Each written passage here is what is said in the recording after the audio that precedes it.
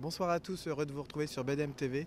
Aujourd'hui, nous sommes au Précatelan, le restaurant assez connu du Bois de Boulogne, pour une soirée spéciale, un dîner assez particulier ayant pour fil rouge l'insertion des jeunes. Comment les entreprises aident-elles les jeunes à s'insérer en matière d'emploi? Beaucoup d'interviews sur cette thématique-là et c'est maintenant. Bonjour Enis, quel est ton parcours? Moi j'ai passé un M2 d'histoire, toujours très valorisant, et j'ai une formation de documentaliste. Donc actuellement je suis en stage à côté, et j'aimerais, comme tout le Tu es monde, quand même en stage ouais, là. quand même en stage, ouais. Mais comme tout le monde, j'aimerais trouver un emploi. Donc tout l'avantage de ce genre de soirée. J'étais convié par intermédiaire de l'organisation Nos Quartiers ont du talent. Donc c'est une organisation qui s'occupe d'essayer d'insérer les jeunes de Seine-Saint-Denis, de quartiers difficiles ou qui ont pas réussi à s'intégrer par le système universitaire, par le système éducatif français. Donc essayer de les insérer dans le marché du travail via un système de parrainage. Donc c'est ce qu'on essaye de faire ce soir, c'est de nous présenter des parrains. Et donc voilà, ils nous aident en nous présentant leur réseau, ou pour essayer de nous aider pour rédiger notre CV ou des entretiens, voilà, des entraînements d'entretien. Voilà. La soirée s'intitule Gagner ensemble avec la jeunesse pour un nouvel élan. Est-ce que tu y crois à ça? Je ne saurais pas dire, ça fait pas longtemps que le nouvel gouvernement est en place, il y a une crise économique, normalement ils peuvent bénéficier d'un bel élan. Après, je peux pas, je peux rien dire. Tu es optimiste quand même? Je suis obligé d'être optimiste, ça peut pas être pire. Alors, bonsoir, vous êtes Bonsoir. président cofondateur de l'association Nos Quartiers ont des talents. Tout à fait. Pouvez-vous nous parler de cette association? Alors, Nos Quartiers ont des talents, c'est une association qui a été créée il y a maintenant 6 ans, en partant du constat que dans les quartiers populaires, on avait un vivier inexploité de jeunes talentueux qui réussissent en fait à obtenir des diplômes à haut niveau dans l'adversité et parallèlement qui ont un mal fou en fait à accéder au marché du travail. Ces jeunes qui devraient finalement devenir des valeurs d'exemple pour les autres, s'ils ne trouvent pas de travail alors qu'ils ont passé des années en fait à faire des études supérieures, ils deviennent des contre-exemples et ils vont donner raison finalement aux jeunes qui vont décrocher très très tôt. Donc notre objectif, c'est de faire en sorte de localiser ces jeunes et puis de leur donner le maximum de chances d'accéder au marché du travail. Quelles sont les raisons de cet échec de ces jeunes justement? Alors, ils sont pas en échec dans la mesure où Non, mais ils ont l'échec pour arriver dans voilà, c'est, à trouver un emploi. à trouver un emploi. Alors, il y a une étude qui a été faite, qui est factuelle, qui date de 2005, de l'Observatoire des discriminations, qui dit que les jeunes hauts diplômés des quartiers populaires, bac plus 4 et au-delà, moins de 30 ans, ont jusqu'à 5 fois moins de chances d'avoir un entretien d'embauche. Alors, sur quels critères? Sur des critères, le quartier, l'adresse, le code postal. Ils sont, comme on dit, en délit de code postal et on ne va pas forcément étudier leur CV en priorité. Ils sont issus d'universités populaires, donc on va plutôt prioriser les grandes écoles. Et puis il y a l'origine ethnique, il y a tout un tas de critères voilà, qui ressortent de l'étude. Mais un des principaux critères de discrimination, ça va être aussi l'orientation. Ces jeunes vont suivre des études dans des domaines où, par défaut au départ, ils n'ont pas l'information qui va bien et donc ils vont être dans une orientation subie et pas choisie. Et l'orientation est aussi un des critères de discrimination par manque d'information. Voilà. Alors, quel est le fonctionnement de votre association? Quelle aide vous apportez à ces jeunes justement pour trouver un emploi? Alors, le principe est d'une simplicité absolue. En fait, il manque peu de choses à ces jeunes. Ils ont réussi, comme on dit, dans l'adversité, à aller très très loin, dans des conditions difficiles. C'est qu'ils ont la niaque, ils ont un potentiel fou. Il leur manque deux choses principalement. Un, la confiance, parce que finalement, alors qu'ils ont fait des études, ils se retrouvent finalement écartés du marché du travail, ils perdent confiance en eux. Et puis le deuxième volet manquant, cruellement à ces jeunes, c'est un réseau. Donc on va faire en sorte de leur apporter ces deux fondations, la remise en confiance et le réseau. Alors de quelle manière? On a constitué un réseau de parrains, on a recruté de manière bénévole et spontanée des parrains dans des entreprises et c'est des cadres supérieurs, des managers, voire des présidents ou des membres de conseil d'administration d'entreprises qui ont pignon sur rue, qui vont donner 2 heures de leur temps par mois à chaque jeune qu'on va leur affecter, en fait, un jeune se voit affecté quand il rentre dans notre dispositif un parrain et qui va donner 2 heures de son temps. Et donc il y a une affectation qui se fait, qui plus est en fonction des compétences du parrain et de la filière du jeune. Un jeune par exemple qui a un master en marketing, il va se retrouver avec un directeur du marketing d'un grand groupe. Le parrain qui va en fait donner 2 heures de son temps jusqu'à ce que son filleul trouve un emploi, va apporter 2 choses. La première chose, il va remettre en confiance son filleul en revoyant son projet professionnel, en l'aidant à refaire son CV, en lui redonnant confiance en lui avec des entretiens recruteurs-recrutés, etc. Donc ils vont jouer le jeu ensemble. Et quand il va se rendre compte que son filleul, qui est en fait dans le même domaine d'activité que lui, c'est une pépite, parce qu'il parle le même langage, il ne va pas hésiter une seconde, il va ouvrir son réseau, tout simplement. Donner des contacts. Et donner les contacts utiles qui vont en fait permettre aux jeunes de trouver un emploi. Et ça marche. Quel est le bilan justement? Est-ce que vous avez déjà des chiffres? On a des chiffres excessivement concrets, puisque quand on a lancé l'opération en pilote il y a maintenant 6 ans, on a fait un pilote avec 200 jeunes sur la cible Bac+4 et au-delà, moins de 30 ans, résidant dans les quartiers populaires. On avait 80 entreprises qui ont joué le jeu avec nous, on avait 30 parrains qui se sont mobilisés, donc on avait très peu de parrains au départ, on a pris 4-5 jeunes chacun au départ pour lancer le dispositif. Et en fait, au bout de 6 mois, sur les 200 jeunes, 60% avaient trouvé un emploi à la hauteur de leur qualification. Alors, le benchmark, puisqu'on a un benchmark pour pouvoir comparer en fait, c'est qu'à l'époque, en fait, l'éducation nationale nous avait donné ces statistiques qui étaient que 51% des hauts diplômés au niveau national trouvaient un emploi au bout de 11 à 12 mois. Là, on a fait un peu plus que la moyenne nationale, c'est-à-dire 60% au lieu de 51%, et on a obtenu en fait un placement en 2 fois moins de temps, c'est-à-dire 6 mois au lieu de 11-12 mois, dans un environnement où les jeunes ont jusqu'à 5 fois moins de chances d'avoir un entretien d'embauche. Ça veut dire coefficient 10, globalement, si je simplifie à l'extrême, pour les plus difficiles. Ça, c'est sur les dernières années? Alors ça, c'était sur le pilote il y a 6 ans. Oui, parce que la crise est passée par là. La crise est passée par là, mais on a continué. Oui. Fort de ces résultats, on s'est dit, on ne peut pas s'arrêter là. Là, les résultats sont fantastiques. On a finalement boosté x10 le pourcentage de chances de ces jeunes de trouver un emploi. On a accéléré, on a eu des soutiens très forts. On a eu Bruno Leroux, par exemple, qui était le député de la circonscription, qui est aujourd'hui maintenant président du groupe PS à l'Assemblée, avec qui on a travaillé l'opération. Et on s'est dit on ne peut pas s'arrêter là. On a Laurence Parisot qui nous a également soutenus, donc on a eu beaucoup d'entreprises qui sont venues nous soutenir. On a eu également les institutionnels qui nous ont soutenus et surtout on a eu Pôle emploi, à l'époque c'était la NPE, avec qui on a signé une charte pour le sourcing des jeunes. Pour trouver ces jeunes, en fait c'est Pôle emploi avec qui on a un partenariat aujourd'hui excessivement fort qui va nous trouver les jeunes qui correspondent à nos critères. C'est-à-dire, en gros les jeunes qui sont en délit de code postal et qui ont un haut potentiel, qui ont un Bac+4 minimum. Et donc aujourd'hui, on a en l'espace de 5 ans suivi plus de 14 000 jeunes. Et sur les 14 000 jeunes, on a un taux de placement qui est passé de 60% à 75%. Donc voilà, c'est CQFD. Et là, on ne peut plus s'arrêter. C'est-à-dire qu'on est en train d'accélérer. Pour vous donner un ordre d'idée, en fait, on a sur la promo de cette année, on est sur un nombre de 5 000 jeunes sur l'année. On a étendu le dispositif au niveau national puisqu'on a ouvert en fait des représentations du dispositif en région Rhône-Alpes, en région bordelaise, en région toulousaine. On vient d'ouvrir PACA à Marseille et on a ouvert également la région Nord à Lille.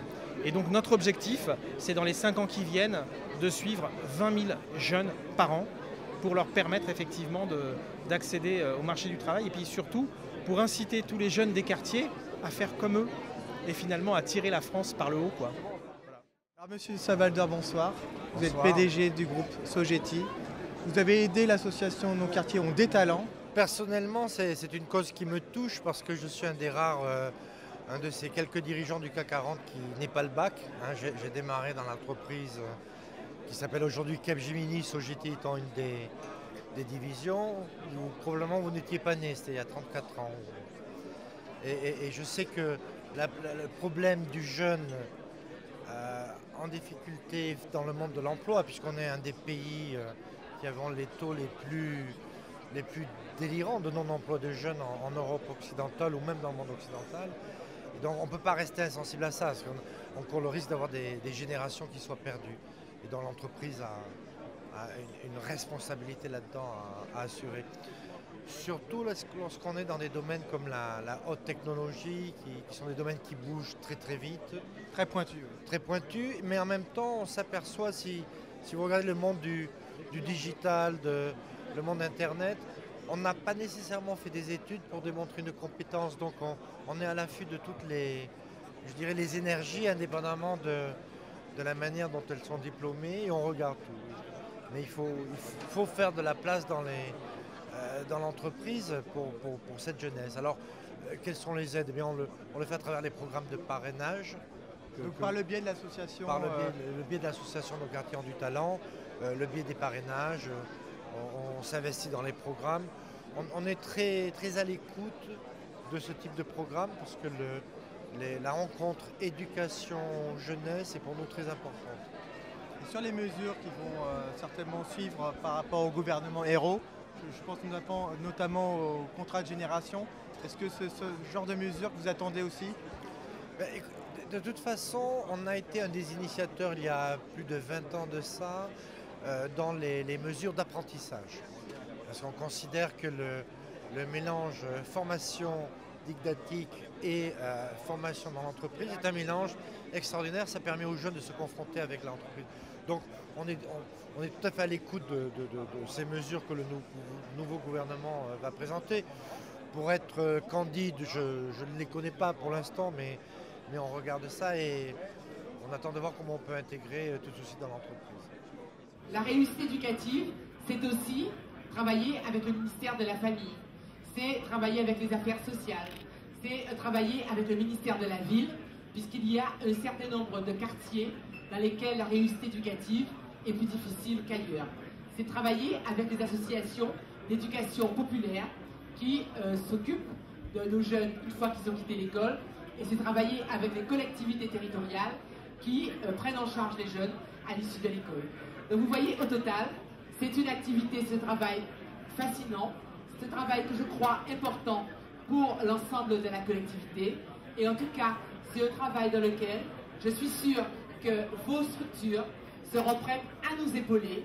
Je sais que vous êtes préoccupés de l'avenir de la jeunesse et sachez que ce que vous allez initier en la matière, les projets que vous avez à cet égard seront tout à fait suivis avec attention par mon ministère, parce que je pense que nous ne pouvons pas, Éducation nationale, réussir tout seul.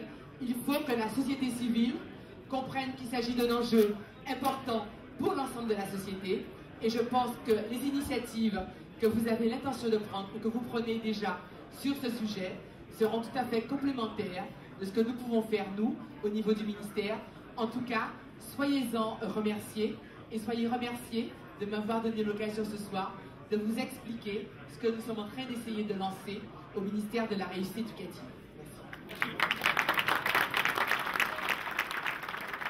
Quel constat vous faites sur la jeunesse aujourd'hui et quelles sont les mesures envisagées pour elle? Eh bien, je disais que précisément, dans notre pays, on avait le sentiment que la jeunesse a été perçue longtemps et présentée comme une charge ou une menace pour le pays. Alors que la jeunesse est quand même notre avenir et c'est ce que nous avons de plus précieux.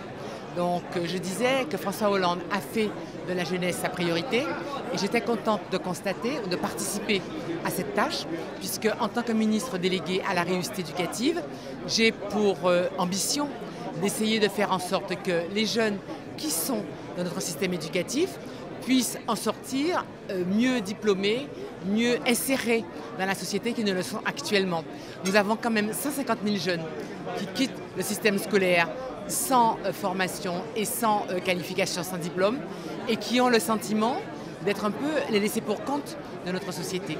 Donc c'est pour pouvoir essayer de changer cette situation que nous avons décidé de nous investir, de faire le bilan de ce qui existe aujourd'hui comme dispositif pour lutter contre les échecs scolaires, pour essayer de faire en sorte que les jeunes soient mieux dans leur peau et trouvent mieux leur place dans la société. Est-ce qu'il y aura des dispositifs spécifiques pour les quartiers, par exemple? Alors, vous savez que d'ores et déjà, les dispositifs de réussite éducative ont été installés dans les quartiers politiques de la ville.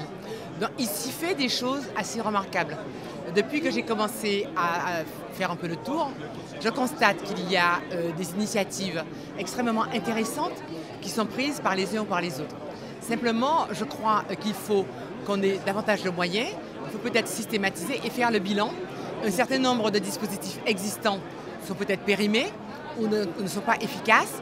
Il faut que nous fassions la part des choses, que nous voyons dans quel cas il faut conserver, dans quel cas il faut consolider et dans quel cas il faut faire évoluer les dispositifs. Donc ça va être de la concertation, ça va être de... Tout à fait.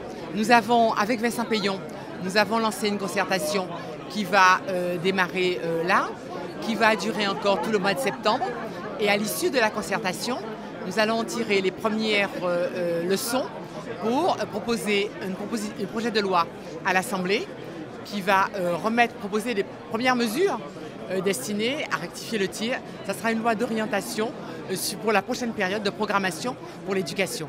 Donc on va avoir un mois de septembre très intense au cours duquel on va avoir à entendre tout le monde, à faire le bilan de ce qui existe et à voir dans quel sens il faut réorienter le système aujourd'hui pour qu'il fonctionne mieux.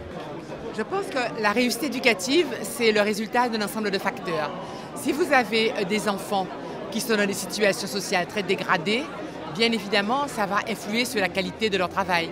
Si vous avez des enfants qui s'interrogent sur leur identité, sur le degré d'acceptation de la société à leur égard, là encore, ça va influer. Donc c'est vrai que c'est un phénomène qui est multifactoriel. Mais je crois que nous allons devoir d'abord vérifier la question des apprentissages.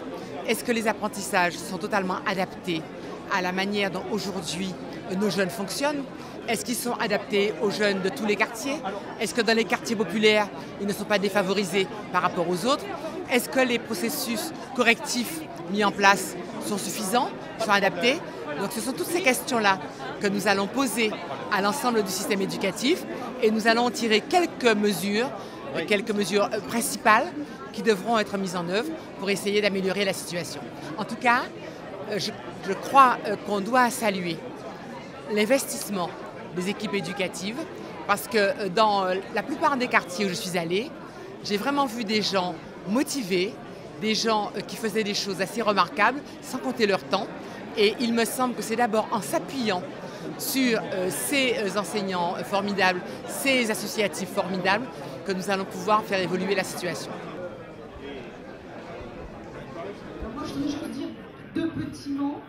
C'est que j'ai aussi un métier, je suis réalisatrice de documentaires très engagés et notamment sur la question des discriminations.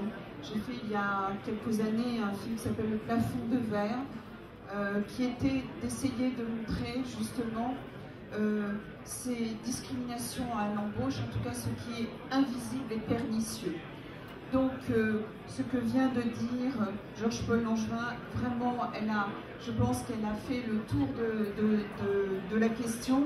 Et je voudrais juste dire que par rapport à mon ministère, la francophonie, la défense de la langue française, et aussi, je suis très honorée de porter les valeurs que porte cette langue, c'est-à-dire avant tout une langue de la liberté, une langue de culture.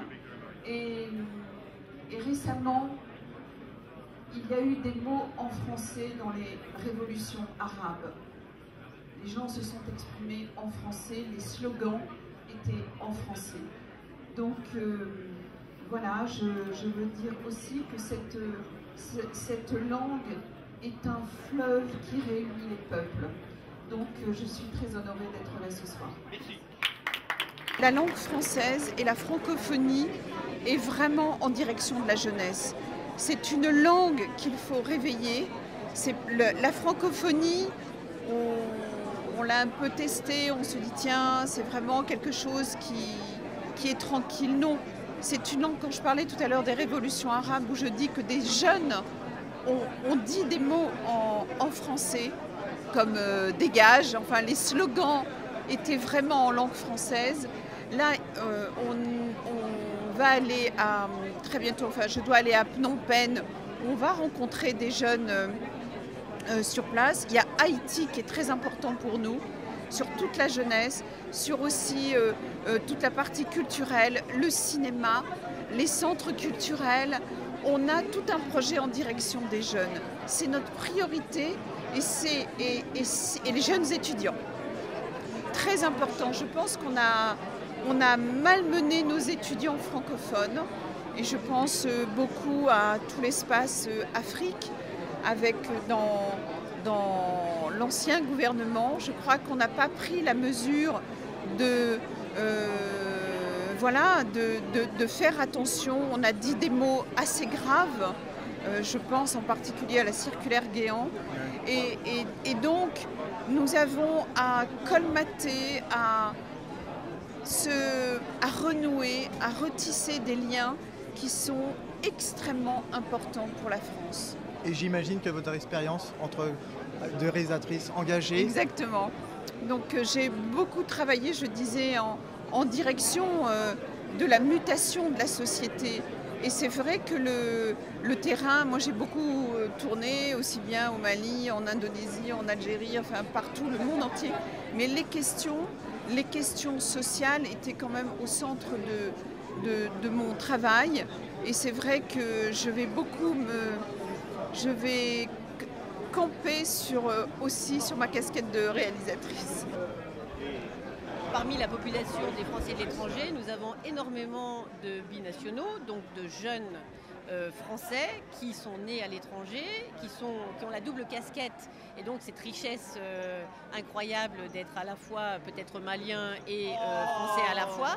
Et donc nous occupons bien sûr de formation, d'enseignements pratiques qui peuvent donner du travail à ces jeunes parce qu'aujourd'hui la priorité, et là, c'est le programme politique que j'ai défendu et je suis heureuse qu'il pourra enfin être mis en place. C'est quand même de donner du travail aux jeunes, de s'occuper des jeunes, d'en faire la priorité. Et comment s'effectuent justement les mesures à venir et comment la concertation va s'effectuer pour justement aider ces jeunes français à l'étranger? Bien écoutez, tout d'abord nous avons quelques fonds, une enveloppe qui n'est peut-être pas très très large, donc l'idée après sera de peut-être rééquilibrer et de faire la promotion justement de ces stages de formation, de cette éducation qui peut aboutir à des diplômes qualifiants et faire que nous avons localement dans différents pays des besoins qui sont exprimés et de pouvoir envoyer des formateurs à partir de la France, ce qui se fait déjà, pour justement que ces jeunes-là aient des diplômes qui ensuite aboutissent sur un travail, sur une profession. Cela leur permet de rester dans le pays où ils sont nés et ils restent néanmoins français et on continue à s'occuper d'eux. Et la tâche, j'imagine, n'est pas plus difficile quand ils sont en France qu'à l'étranger finalement? Non, pas du tout. Pas du tout. J'ai visité l'année dernière certains pays où il y avait une construction assez importante de nouveaux hôtels. Bon, c'est juste l'exemple qui me vient à l'esprit. Et bien là, il y avait une demande, bien sûr, pour le BTP, de jeunes qui travaillent, qui apprennent à construire des immeubles, enfin, à poser des carreaux, à faire de la décoration interne et ainsi de suite. Il y avait une énorme demande localement et on a formé des jeunes au BTP. Ces jeunes étant qualifiés au bout de quelques mois ont tous trouvé du travail et ont pu s'installer dans la vie active après, montrer à des employeurs potentiels qu'ils avaient non seulement un diplôme et étaient qualifiés, mais qu'ils avaient aussi déjà une expérience professionnelle et ça c'est très important. Bonsoir, vous êtes chef d'état-major de l'armée de l'air. Pouvez-vous nous expliquer votre présence ce soir? Tout d'abord, je suis un membre du CEPS et j'en suis très honoré. Et je tâche d'être fidèle à ces soirées de gala pour y rencontrer nos amis et faire fructifier nos idées et trouver des plans d'action concrets. Alors, quelles sont les mesures qui sont sous-jacentes pour la jeunesse aujourd'hui? Vous savez, l'intérêt du CEPS, c'est le mélange des cultures. C'est de partager les bonnes idées et puis de voir ensemble comment la société peut faire avancer ces idées. Aujourd'hui, c'est la jeunesse. Aujourd'hui, c'est l'insertion de la jeunesse. Et évidemment, les armées ont un rôle essentiel, fondamental, dans le lien avec la jeunesse. Nous recrutons, nous formons, nous éduquons aussi, nous participons à l'éducation. Et nous tenons à ce que cet effort de formation des armées continue, soit de plus en plus efficace vis-à-vis des jeunes, y compris des jeunes défavorisés. Et c'est la contribution que l'armée de l'air peut apporter aujourd'hui, ce soir, et que je peux apporter ce soir à cette soirée du CEPS. Comment s'effectue le recrutement des jeunes dans l'armée de l'air? En fait, nous recrutons à tous les niveaux, que ce soit au niveau des classes supérieures, mais également des jeunes engagés au niveau du CAP, du BEP, que nous formons nous-mêmes. Des jeunes qui veulent s'engager dans l'armée de l'air en l'occurrence. Nous en engageons à peu près un millier chaque année. Et je crois que le bénéfice, c'est surtout que nous les formons. Nous les formons évidemment au cadre, à la discipline militaire, mais surtout à un métier. Et ces jeunes-là s'engagent pour plusieurs années et éventuellement peuvent monter peuvent être promus, peuvent devenir sous-officiers, peuvent devenir officiers. Donc il y a un véritable ascenseur social qui fonctionne au sein des armées et on a une grande adhésion, on a une grande motivation chez ces jeunes. Et est-ce que vous avez pu faire des statistiques, savoir si c'est des jeunes issus des quartiers défavorisés, est-ce que c'est des jeunes issus de la province, des zones rurales? Est-ce que vous avez des statistiques sur ce... Alors évidemment, il y a beaucoup de jeunes qui viennent de la proximité de nos bases aériennes. Mais de plus en plus, puisqu'il y a un effet de connaissance quelque part local, mais de plus en plus, nous avons des centres de recrutement et d'information dans les banlieues. Et nous essayons de faire connaître l'armée de l'air, les armées, de manière à ce que les jeunes sachent que ce sont des portes qui leur sont ouvertes, qu'il n'y a pas d'exclusion et que même sans formation, avec un premier diplôme, ils peuvent rentrer dans l'armée et ensuite monter en fonction de leur potentiel, en fonction de leur volonté, en fonction de leur investissement. Donc c'est sur concours? Non, c'est un choix, un recrutement. Il y a une rencontre. Évidemment, on évalue la motivation du jeune de manière à ne pas le décevoir, à ne pas perdre du temps. Mais la plupart du temps, ça se passe très bien. Il y a une période probatoire, comme dans toute entreprise, pour que le jeune se sente bien et qu'il voit s'il ne s'est pas trompé. C'est la moindre des choses. Et ensuite, on les forme. On a 6 mois de formation, entre 6 mois et 8 mois de formation. Et puis, les jeunes progressent. Ils choisissent une spécialité. Ils peuvent aussi bien être mécaniciens, commandos, pompiers, secrétaires. Donc, il y a des tas de métiers, en fait, dans nos armées. Et chacun peut y trouver sa voie. Bonsoir, vous êtes directrice des affaires publiques et de la communication de Huawei. Qu'est-ce que Huawei déjà?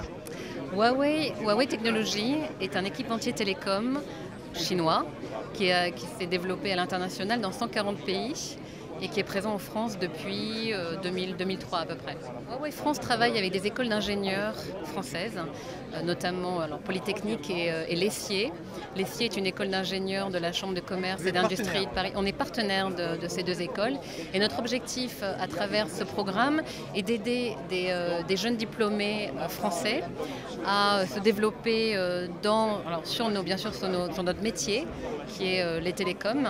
Et ils passent à peu près un mois en Chine avec le soutien de Huawei via des workshops, des séminaires. Donc c'est très intense, c'est un programme de travail assez intense. C'est comme un stage en quelque sorte en Chine. Le siège social est à Shenzhen. Et donc ils passent un mois à Shenzhen et ils sont mis en situation sur des travaux pratiques très concrets avec des employés de Huawei, mais également des experts locaux, des Chinois, des professeurs des universités locales. Et notre objectif, bien sûr à terme, est de recruter des jeunes diplômés français issus de ces écoles d'ingénieurs. En Chine, c'est de la formation, de l'alternance? Quel statut ils ont, les jeunes c'est pas un programme office. C'est un séminaire de travail qui est créé totalement dirigé par Huawei. Et c'est comme si vous, par exemple, proposez un stage ou un séminaire de travail à des étudiants qui partent en Chine pendant un mois. Donc il y a une immersion dans l'entreprise avec une présentation des métiers, une présentation du secteur, des différentes activités de l'entreprise, et on les met en situation de travail. Et ça, c'est pris en charge par votre société? Totalement. Tout leur séjour est pris en charge avec une forme d'immersion culturelle qui est importante, puisqu'on les envoie en Chine aussi pour qu'ils aient cette opportunité. Et donc, en fait, le jeune qui peut nous écouter à cet instant, comment il fait pour justement accéder à ce genre enfin, pas de stage, mais de formation sur le terrain? Bien sûr. Alors c'est pour cette raison qu'on travaille avec certaines écoles. Et donc on a commencé l'année dernière, il y a 2 ans, avec Polytechnique. Donc des polytechniciens sont partis à Shenzhen dans le cadre de ce programme. Et on veut développer ce programme à d'autres écoles. Donc on commence à prendre contact avec l'ESSIE, donc qui est une école d'ingénieurs de la CCIP. Et on souhaite bien sûr étendre à d'autres universités, d'autres écoles. Est-ce qu'il y a un bilan? Oui, combien de jeunes sont employés au terme de ce partenariat? On est au démarrage, on est à la 2e année, et on espère que bien sûr c'est qu'à terme on ait davantage d'étudiants qui rentrent chez Huawei en priorité, ou bien sûr qui trouvent des opportunités des opportunités d'emploi dans d'autres entreprises, dans le secteur. Bonsoir Monsieur le maire, vous êtes le maire de Neuilly-sur-Seine. Comment, au niveau de votre ville, vous aidez la jeunesse? Oui, par exemple, on a monté quelque chose de très simple, c'est-à-dire qu'on a mobilisé toutes les grandes entreprises de la ville, M6, Chanel, Deco, Clarins, etc. Et on leur dit, mettez chacune un bureau à disposition gratuitement pour accueillir des jeunes qui montent un projet dans les nouvelles technologies. C'est extrêmement simple, ça coûte 0 à la collectivité, 0 aux contribuables. Et il y a comme ça dans toute la ville des bureaux disponibles dans toutes les plus belles entreprises installées à Neuilly, mais l'idée pourrait fonctionner partout. Et on sélectionne tous les trimestres des jeunes qui ont des projets intéressants, pertinents. Par quel organisme, par quel biais? Par un jury ad hoc qu'on a monté avec des entrepreneurs, des financiers, des gens qui ont une capacité de lecture des projets. Et puis on dit aux jeunes, ben voilà, on te donne une chance, tu vas pendant 2 ans, tu vas être logé chez M6. Toi, pendant 2 ans, tu vas être logé chez Chanel. Pendant 2 ans, tu vas être logé chez Deco ou ailleurs. Et ils ont 2 ans pour vraiment donner corps à leur projet avec l'aide de tout un écosystème qui va les entourer. Et quel est le bilan vous tirez de... Est-ce que c'est relativement récent ce dispositif? Ça a 2 ans et ça marche très très bien. Et ça intéresse tout le monde, les grandes entreprises parce que c'est un laboratoire, la ville parce que ça permet de créer une véritable dynamique de renouveau économique, et puis les jeunes parce que avoir des locaux gratuits, bon, c'est déjà en soi un avantage, mais être en plus dans ces grandes et prestigieuses entreprises qui mettent tout un tas de moyens à leur disposition, c'est un effet de levier formidable. Et ceci aboutit à un emploi du jeune qui est c'est généralement... les jeunes qui montent leur boîte, hein, Oui. donc après ils recrutent d'autres jeunes, mais c'est d'abord des jeunes qui ont comme ça l'occasion de lancer un projet. Donc c'est ce genre de dispositif que la ville entreprend? Oui, exactement. On soutient beaucoup la création d'entreprises, l'initiative. Vous voyez, l'État a des dispositifs d'aide sociale, etc. Nous, on focalise beaucoup plus notre dispositif sur l'initiative, aider des jeunes à lancer des initiatives. Je crois que si on sortira de la crise économique, ce sera en investissant et en donnant des chances, en libérant les talents humains, le capital humain. Et donc le fait que le CPES s'y attelle et organise cette soirée et donne l'occasion aussi aux jeunes de se présenter au monde industriel, aux employeurs, c'est une très très bonne chose. Quelles sont les mesures, les initiatives que vous attendez dans ce domaine? Ce qu'il faut surtout, c'est le temps après l'apprentissage et vers le premier emploi qui ne soit pas trop long. Nous avons pour l'instant dans l'Europe, dans la zone de l'euro, nous avons des pays où le chômage des jeunes est au-delà des 50%. Et ces jeunes deviennent très très vite des chômeurs de longue durée, après 2-3 ans, et sont donc totalement déphasés du marché de l'emploi. Et ce qu'il faut faire, c'est trouver des nouvelles formules pour que ces jeunes qui quittent l'école, par exemple en alternance, puissent tout de suite avoir une certaine expérience, tout en se formant, tout en se reformant. Et donc, il faut instaurer les politiques nécessaires à ce sujet. Et d'après vous, d'où viennent les difficultés finalement? La difficulté majeure, naturellement, c'est le ralentissement économique, c'est le fait qu'il y a moins de vacatures, il y a moins d'emplois. Mais bon, chaque fois qu'il est possible, il faut essayer de ramener les jeunes vers le marché de l'emploi, vers une activité utile et qui, outre l'utilité, leur donne aussi la possibilité d'accomplir, de renforcer leur formation. Vous pensez que contrats type contrat de génération, contrat d'avenir sont des bonnes pistes? Nous, en tant qu'OCDE, nous laissons naturellement aux États membres le choix souverain des instruments. Ce qui est important, c'est qu'on mette en place des systèmes où les jeunes ne restent pas trop longtemps dans le chômage sans être insérés, sans être dans un programme de formation ou sans être dans un premier emploi, le cas échéant en alternance, 50% par exemple de formation, 50% d'emploi, mais de travail. Mais ce qui est important, c'est qu'ils ne soient pas déphasés du marché de l'emploi. Il est beaucoup plus cher pour la société, beaucoup plus coûteux pour la société de ramener quelqu'un vers le marché de l'emploi que de subventionner, de soutenir un peu le maintien d'un jeune sur un poste. Bonsoir Sophie, tu as été aidée par l'association Nos quartiers ont des talents. Quel est ton parcours?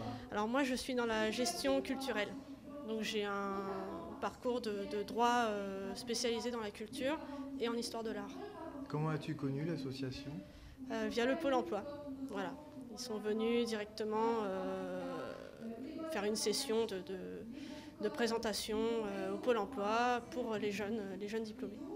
Et savais-tu qu'il y a avoir ce genre de dîner qui t'amène dans le cercle, on dirait un cercle d'affaires presque?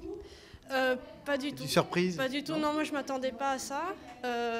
J'ai surtout sauté sur l'occasion parce que le CEPS a un engagement dans l'art.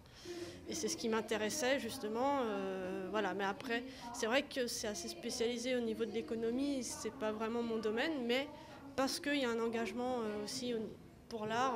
Toi, tu cherches dans l'art? Ah oui, oui, oui. Et quel poste exactement? Moi, je suis dans la gestion, administration culturelle, donc chargée de mission ou chargée de production, plus dans le spectacle vivant, dans des théâtres ou dans le secteur du patrimoine aussi. Voilà. Donc tu es à une table où j'imagine que tu as des interlocuteurs qui Alors, sont je issus suis à côté en effet d'une réalisatrice. Ensuite, ma table elle est pas si... Il y a une personne qui est dans la restauration. Ouais. Donc voilà, c'est assez diversifié pour le moment. On te souhaite bonne chance en tout cas. Merci. Alors mon parcours il est assez atypique. J'ai commencé par un CAP et un BEP en mécanique automobile. Donc par la suite, j'ai intégré un bac en mécanique automobile. Je n'ai rien contre les métiers manuels, mais je pensais, pour moi, je ne pouvais pas avoir un épanouissement dans ce secteur-là. Donc après, j'ai décidé d'intégrer une école de commerce, donc le cursus classique, un BTS en négociation relations clients. Ensuite, j'ai fait une licence en marketing et un master en ingénierie d'affaires. Donc en parallèle, je travaillais dans un cabinet de conseil en intelligence économique. Et donc ça consistait à de la recherche d'informations. Et je me suis dit, bon, au lieu de revendre de l'information pour des entreprises, pourquoi ne pas la revendre dans un média de masse? Et c'est comme ça que j'ai intégré l'audiovisuel. Donc aujourd'hui, je suis journaliste en télévision et radio. Et comment as-tu connu l'association Nos quartiers ont des talents? Alors par le biais de bouche à oreille. Et donc un jour, un ami m'a parlé, qui est dans ce dispositif, m'a parlé de Nos quartiers ont des talents. Donc en disant qu'il aide les jeunes diplômés issus de quartiers dits défavorisés à retrouver un emploi et surtout à se créer un réseau professionnel. Et donc je me suis dit, bon, pourquoi pas, je suis moi-même à la recherche d'un emploi. Et j'ai contacté Nos quartiers ont des talents et j'ai intégré le dispositif. Et alors, qu'est-ce que ça a donné ce dispositif avec toi? Alors c'était très bien parce que j'ai eu une marraine qui est Audrey Goutard, donc, que je remercie grandement pour tous les efforts qu'elle fournit et tout le temps qu'elle me consacre. Donc on vous aide à la fois à améliorer votre CV, mais le plus important c'est qu'on vous crée un vrai réseau professionnel. Donc elle me met en contact avec des personnes qui sont vraiment dans ce milieu et ça c'est très formateur et je pense que c'est ce qui manque à beaucoup de jeunes. Parce que les jeunes ont les capacités, ont les diplômes, ont le CV adéquat, mais il leur manque vraiment ce petit élément qui est grand à la fois, qui est le réseau. Qu'attends-tu de la soirée qui nous concerne ce soir? Alors l'objectif de la soirée est très clair, c'est de décrocher un emploi, donc être en contact avec des personnes qui sont peut-être pas à même de me trouver un emploi, mais par le biais de leur réseau, me permettre de décrocher un emploi. Et alors ça se passe comment? Pour le moment ça se passe très bien, donc j'ai fait énormément de rencontres, j'ai donné énormément de CV, donc maintenant on croise les doigts très fortement, on verra dans quelques mois. Rendez-vous dans quelques mois. À suivre donc. Une affaire à suivre.